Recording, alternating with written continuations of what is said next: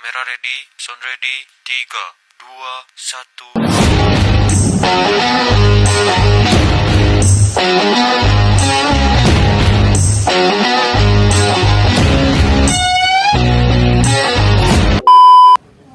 1. Halo guys, kami dari kelompok 9 akan wawancara ke Kecamatan Regol untuk memenuhi mata kuliah Manajemen Strategi Sektor Publik.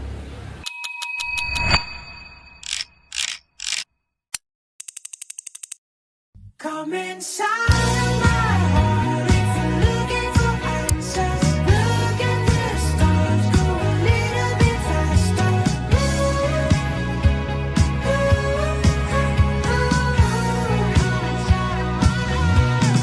Come inside my heart if you're looking for answers. Look at the stars, go a little bit faster.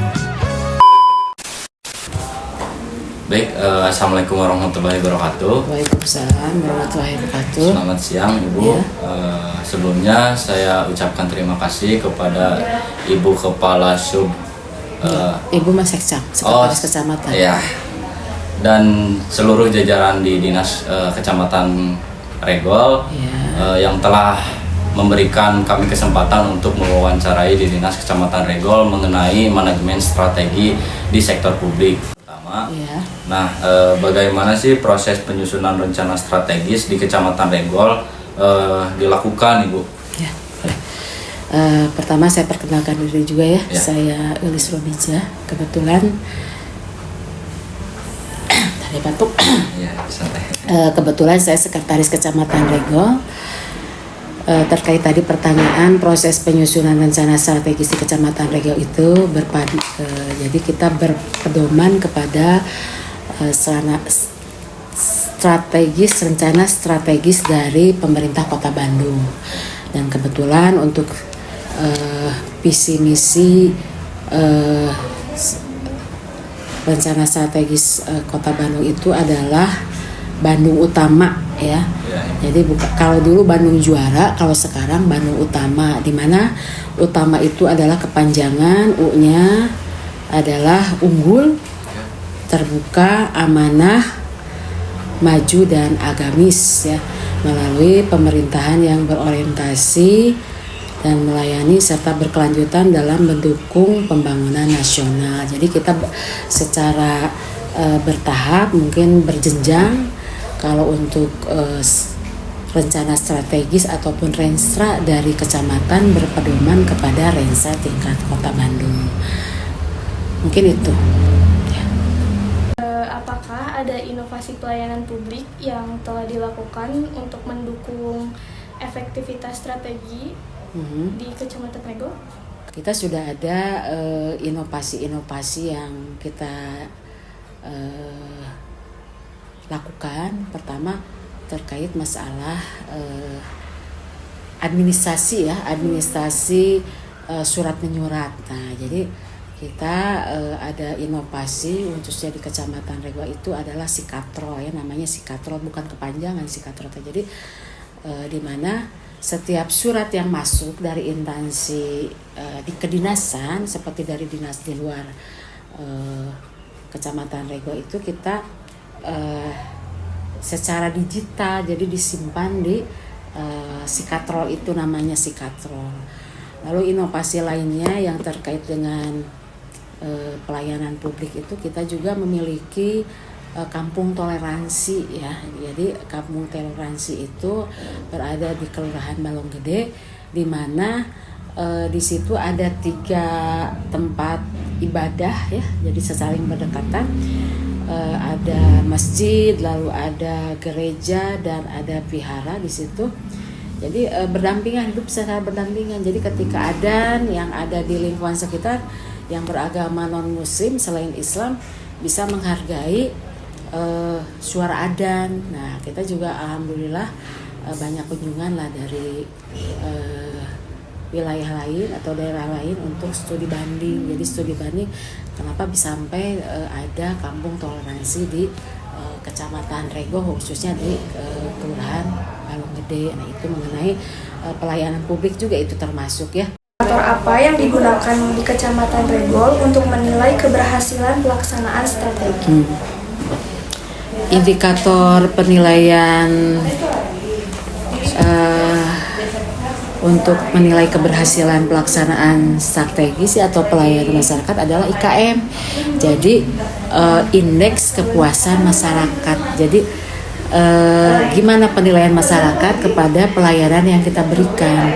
Jadi kadang-kadang ya kita kan sebagai, kalau ASN kan sebagai abdi masyarakat ya dan abdi negara, kan kita bertugas untuk melayani masyarakat. Jadi apapun yang dibutuhkan oleh masyarakat, setidaknya kita harus bisa memenuhi keinginan masyarakat itu, terutama ya dalam pelayanan yang mereka inginkan. Kan di sini banyak ya pelayanan yang kita berikan kepada masyarakat itu, di samping kebutuhan KTP, termasuk surat-surat lainnya seperti surat nikah, lalu surat keterangan nikah, lalu surat keterangan ahli waris, termasuk juga dasar untuk pembuatan surat ahli waris, keterangan ahli waris. Nah, memang kan kadang-kadang ada ketimpangan itu ketika syarat-syarat tidak terpenuhi. Sepertinya kita juga ada dalam pembuatan surat keterangan ahli waris yang kita terbitkan, jarang ada yang memiliki surat nikah. Nah, itu kan syarat sah ahli waris itu ada surat nikah ya. Jadi apa ya namanya yang tadi dikatakan itu keberhasilan ya, indikator apa ya, itu IKM. Jadi indikator keberhasilan dari pelaksanaan strategis itu IKM adalah indeks kepuasan dari masyarakat. Kalau indeks kepuasan masyarakatnya sudah baik, tidak ada komplain, nah itu nilainya baik. Mungkin itu ya untuk yang pertanyaan ketiga ya. Apa tantangan terbesar yang dihadapi Kecamatan Regol dalam menerapkan manajemen strategi dan apa solusinya? Tantangan terbesar itu untuk menerapkan manajemen strategi yaitu ketika ada warga ataupun konsumen. Kalau konsumen kan pembeli ya, jadi ada klien juga, ada bukan klien, jadi ada warga lah ya. Ada warga ketika kita menjelaskan secara detail, termasuk seperti contoh ya, kepengurusan tentang surat keterangan ahli waris, kan itu salah satunya harus ada surat nikah, lalu ada akte kelahiran, ada akte kematiannya. Syarat-syarat yang kita ajukan tidak ada, terus warga itu marah. Dari solusi, kalau seandainya surat nikah memang mengatakan dia melakukan pernikahan tapi memang surat nikahnya tidak ada, kita cari solusi, coba tercatat tidak nikahnya di KUA mana, sepertinya minta surat keterangan dari KUA bahwa menerangkan bahwa si A dan si B itu telah melaksanakan perkawinan pada tahun berapa itu kan. Lalu yang kedua, kalau seandainya tidak ada akte kelahiran, kita cari solusi memakai ijazah. Ada nggak sih Bu dari Ibu pesan atau harapan Ibu mungkin terhadap peningkatan masyarakat strategi di sektor publik khususnya pas ini di Kecamatan Regol? Ya harapannya mah semakin melek ya, warga masyarakat itu semakin tahu dan apalagi sekarang sudah zaman digitalisasi ya. Keinginan saya itu warga itu kalau yang istilahnya kan kita teh heterogen ya, warga itu kan heterogen, ada yang sekolah, terus sekolah juga kan ada yang sampai tingkat universitas, ada yang sampai SMA, pokoknya beragam ya. Keinginannya itu dari RT, kepengurusan RT RW juga harus jemput bola ketika ada warga yang kurang paham ya mengenai syarat-syarat kepengurusan gitu, pengurusan surat lah, terutama surat-surat. Lalu kalau ada yang ditanyakan juga harus bisa menjawab kan tantangannya ya, supaya ya kita itu dapat dikatakan ya negara maju lah kan. Kalau negara maju teh otomatis warga masyarakatnya itu di samping melek juga kan, kita sekarang juga yang dibaca itu jangan hanya yang jeleknya saja ya, dengan era digital itu yang bagusnya juga harus dibaca juga, seperti syarat-syarat untuk pembuatan KTP, terus syarat pembinaan itu kan hal sepele ya, kayak sepele ya KTP itu. Mudahan ini kan Kota Bandung ya, mudah-mudahan warganya semakin cerdas lah, semakin cerdas, semakin sering membacanya juga hal yang baik ya. Jadi supaya program-program pemerintah juga dapat bersinergi susah hidupnya. Nah seperti itu mungkin kesan-pesannya. Jadi program Kota Bandung dapat dilaksanakan, dapat direalisasikan walaupun tidak sepenuhnya. Lalu program dari provinsi juga, lalu kesananya nasional. Iya, karena kan tiap pemerintahan kan ada ininya, ada programnya.